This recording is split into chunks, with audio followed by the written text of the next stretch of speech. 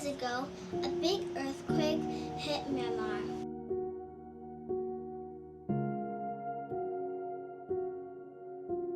Many people lost their lives. Many people lost their homes and need help.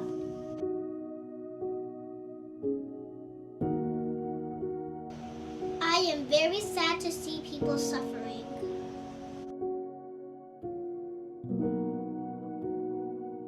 So my family and I will donate to help them. I hope you can help too.